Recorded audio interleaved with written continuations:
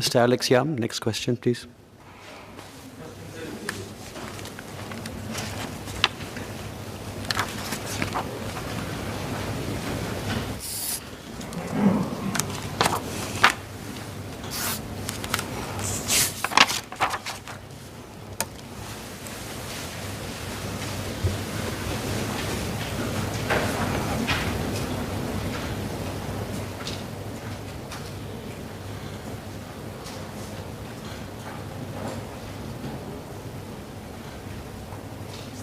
May I have your permission to answer PQs 32 to 36 together? Please do. As well as Dr. Wan Reisel's PQ scheduled for a subsequent sitting.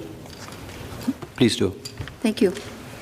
Last month, there were two unfortunate accidents involving lorries that were transporting workers. The first occurred when the lorry ferrying 17 workers collided into a stationary truck along the Pan Island Expressway and resulted in 2 fatalities. The lorry driver has been arrested for careless driving causing death. The second incident involved a lorry ferrying 9 workers, but fortunately, there were no fatalities. 3 days ago, there was an accident between a police van and a lorry ferrying 11 workers. 17 people, including 5 police officers, were conveyed to the hospital with minor injuries. We are deeply saddened by the accidents and would like to offer our deepest condolences to the affected families. The accidents are currently being investigated by the traffic police. The party or parties found responsible will be dealt with based on our laws. Members have raised concerns on the use of lorries to ferry workers. Internationally, practices are varied.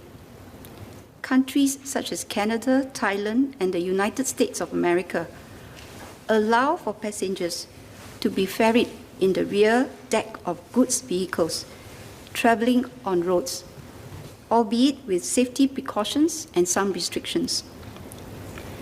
From a road safety perspective, it will be ideal for lorries not to carry any passengers in their rear decks.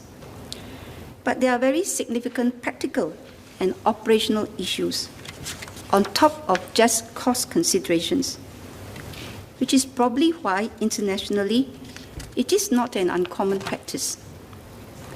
I want to assure members that we take seriously the safety and well-being of all workers, including our foreign workers, without whose contribution Singapore will not be what it is today. As far back as 2008, a work group co-chaired by the Ministry of Manpower and the Land Transport Authority conducted a thorough review of the safety of workers being transported on lorries. The work group included members from industry associations, the National Safety Council of Singapore, traffic police, and other government agencies. Over more than a year, the work group studied the issue extensively and consulted widely, including industry groups, safety experts, and transport operators. At that time, companies, especially small and medium enterprises in the construction industry, had strongly urged the government to allow them to continue ferrying their workers in lorries. The industry associations also provided strong feedback that switching to dedicated bus transport will lead to significantly higher business costs. Other practical challenges were also highlighted. For instance, while lorries can have dual use for transporting workers and equipment, buses cannot, and this will result in significant productivity loss. Other proposals, such as using vans with smaller capacities or lowering the cap on deck capacity, were also considered. But there were concerns about driver fatigue and therefore safety, as more trips will have to be made to ferry workers from one site to another. The work group studied the various feedback carefully and laid out a set of recommendations to preserve workers' safety and livelihoods. As a result, the government implemented enhanced safety measures for lorries ferrying passengers in 2009 and 2010. These include fitting higher protective side railings and canopy covers and higher penalties for non-compliance, up to 5 times more. The work group's recommendations aim to protect not only the workers' safety, but also their livelihoods, which was a difficult challenge. Since then, we have continued to review and refine our regulations. For example, since 2015, all S-Pass and work permit holders are required to pass the necessary theory and practical driving tests before they can obtain a Singapore Class 3 license that will allow them to drive light goods vehicles, including those which transport workers in the rear decks. Over the last decade, the number of persons on board lorries who were injured or killed in road traffic accidents has been on a downward trend. In 2019, the injury rate of persons on board lorries is about 8.1 per 1,000 lorries, which is lower than the injury rate of persons on board all motor vehicles at 8.4 per 1,000 motor vehicles. In 2020, traffic volumes were lower due to COVID-19 restrictions, and the injury rate of persons on board lorries was about 4.5 per 1,000 lorries, compared to 5.6 persons on board all motor vehicles per 1,000 motor vehicles. For this year, up to March, the injury rate of persons on board lorries is about 1.5 per 1,000 lorries, comparable with that for persons on board all motor vehicles. Data for the full month of April 2021 is not yet available. The number of persons on board lorries who were killed in road traffic accidents has also been on a downward trend. From 2011 to 2015, an average of 9 persons on board per year were killed in road traffic accidents. This dropped to 2.6 per year from 2016 to 2020, or 2.5 if we exclude 2020. That said, declining injuries and fatalities from such accidents should not make us complacent. One life lost is still one too many. Back in 2008, the work group had thoroughly considered how to prevent this, and many of the suggestions raised by the members today were previously studied by the work group.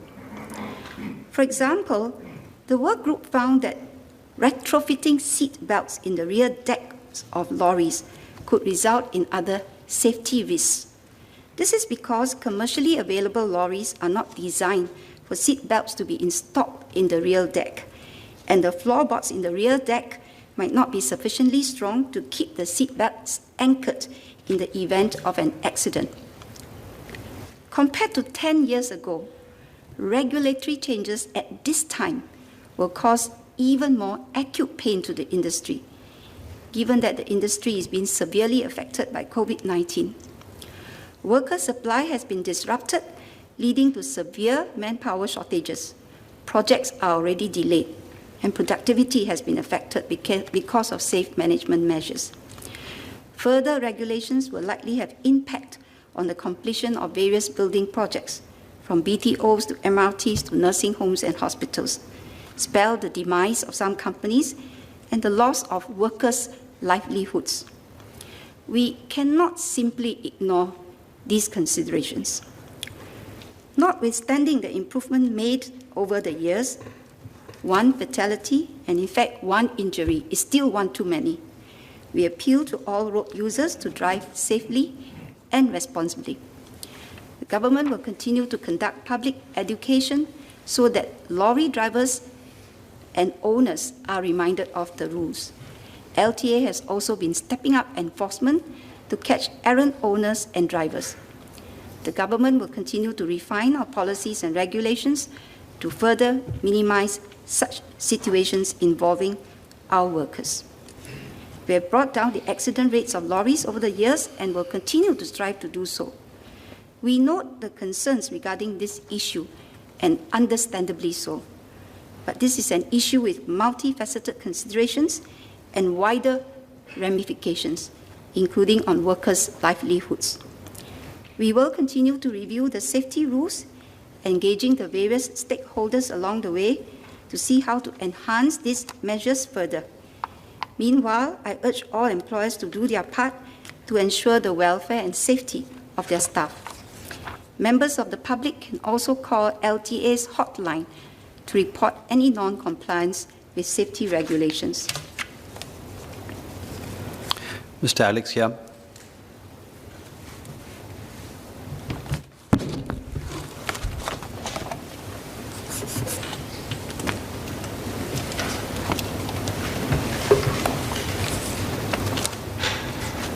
Mr. Deputy Speaker, I thank the Senior Minister of State for her response.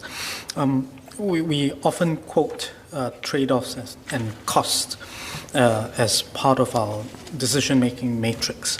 But I think for the families in the recent accidents who have lost their sons in Singapore, I think that cost would surmount all other costs that we talk about. The SMS spoke earlier about the work group back from 2010. It's been over 10 years already.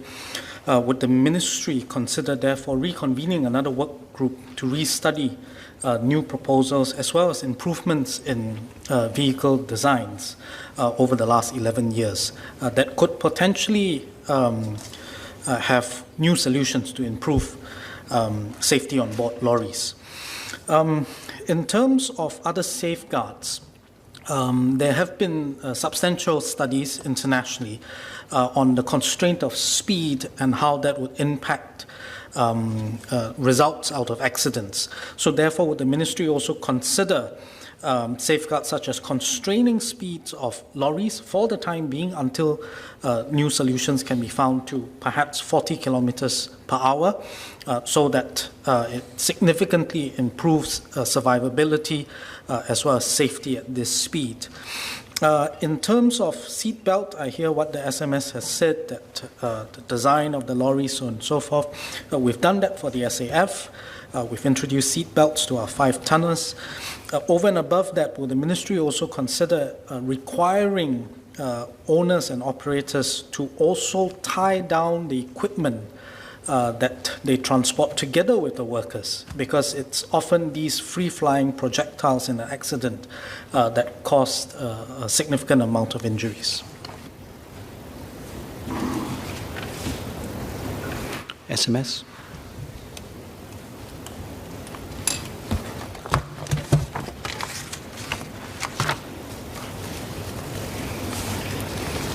I thank the member for his questions.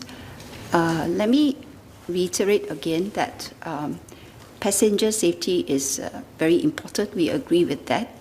And as I've said earlier, every fatality and every injury is one too many. And we do want to continue to strive to enhance and preserve the safety of our workers when they are using the roads or when they are being ferried. But as I've also noted in my answer earlier, this is a multifaceted issue with many ramifications. And indeed, even as we consider all these issues, we need to be also mindful that we need to find a balanced and calibrated approach in order to preserve the safety of workers as well as their livelihoods. With regards to the further questions, on the various measures that could be taken. Firstly, about convening a work group. As I've said, we have been monitoring the situation even since the last review, as well as refining the measures. So in 2015, we have actually introduced this requirement of not just getting the foreign workers to take a basic theory test, but also to pass our Class 3 driving license if they want to drive the Class 3 vehicle. And we are currently undertaking a review of the measures with a view of looking at how we can enhance these measures further in order to improve safety for workers. We will need some time to engage the various stakeholders, and we will take into account all the suggestions and proposals made forth. We actually look forward, including to working with the tripartite partners, the industry and unions on this, to find the way forward, a sensible and sustainable way forward. Regarding speed limits, presently, vehicles, such light good vehicles, already have a speed limit of either 60 kilometers per hour or the posted vehicle speed for that area, whichever is lower. And this is already well below the speed limit of 90 kilometers per hour on the expressway.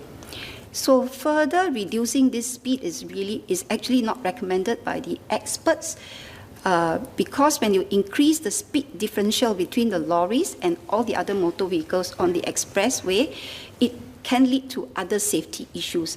For instance, the increased tendency for overtaking maneuvers, which can increase the risk of accidents.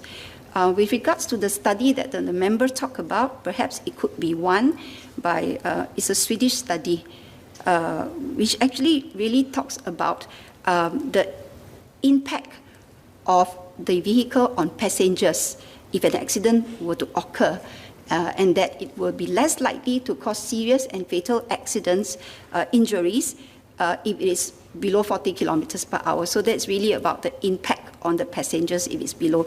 But here we also need to consider the potential, the increased potential of a risk of accident in the first instance, if we were to reduce, increase the speed differential. But having said that, as I've said in the review that we are undertaking, we'll consider all views and suggestions. And as what the members say, there may be other areas that we can look into.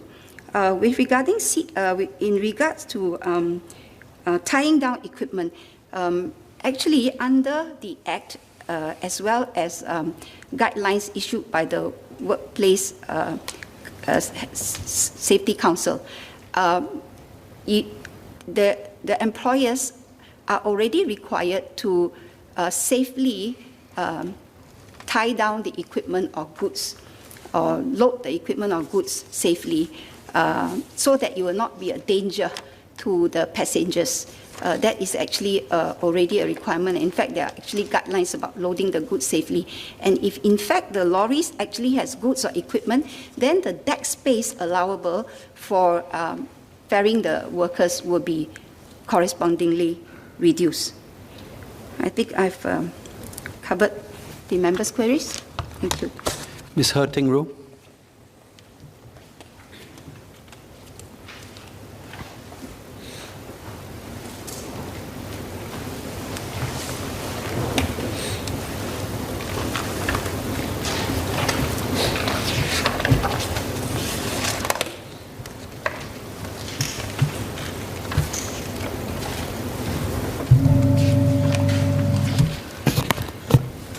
First, I'd like to thank the SMS for her commitment towards safety for our migrant workers. The SMS mentioned earlier that there will be a consultation with various stakeholders.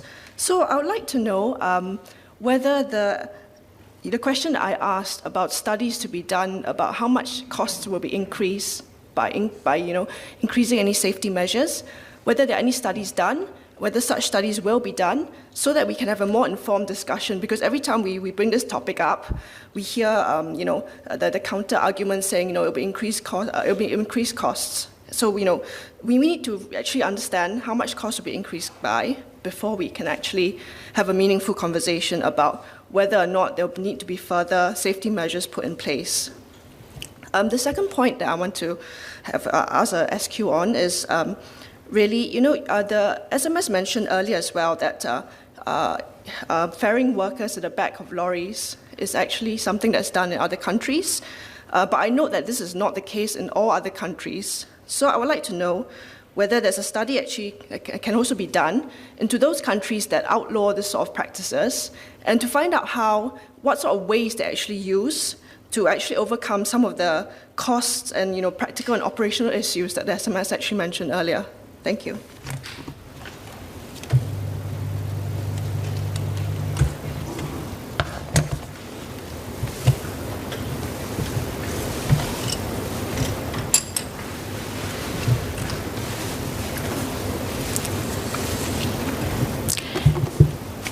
thank the member for her two supplementary questions. Indeed, as I noted, when we did the last study, there was strong feedback from the industry regarding the significant business costs. But actually, in addition to that, I've also mentioned that this really is not just about cost. It goes beyond cost, because at the ground, really, there are significant, real, practical and operational challenges on top of just cost consideration. But having said that, if we were to estimate the additional cost as a result of prohibiting the transport of workers in lorries and goods vehicles, then we'll need to have an understanding of the options that the industry will pivot to, whether it's buses, minivans, goods passenger vehicles, or even other options. And we will need to really undertake a detailed study and consultation with the industry. So it is something that we can consider as part of the review. With regards to practices, international practices, as I've also said in my reply, international practices are varied. And indeed, some of these countries that do allow, we think that, it's also, our challenges are not unique, and they probably have similar challenges. But I agree that even as we undertake a review, we'll consult the stakeholders in industries, and we'll also look at various practices, as well as technologies, like the member earlier, Mr. Alex Yam said. Mr. Murali Pillai.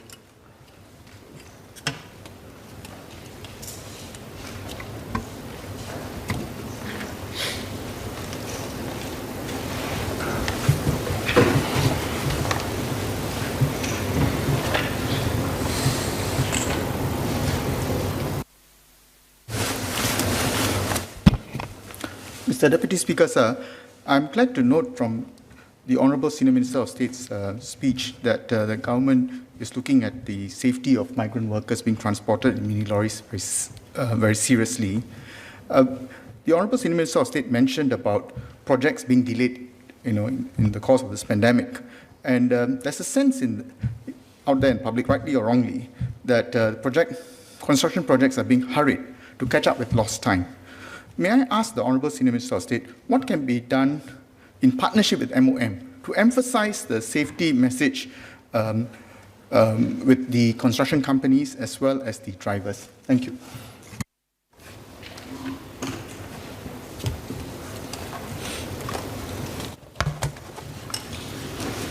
Thank the member for his question and for highlighting the fact that we need to continue to step up our outreach and engagement to the companies as well as to the drivers. So TP, for instance, actually have regular safety talks to the drivers to raise road safety awareness as well as to adopt safe driving habits. And we will need to continue to work together, LTA together with TP and MOM, to reach out, step up public education, sustain public education, and to outreach to them, to remind them to comply. For instance, the companies to comply with the rules and the safety rules and requirements that have already been put in place for worker safety, and to remind drivers of their obligations and responsibilities when ferrying workers.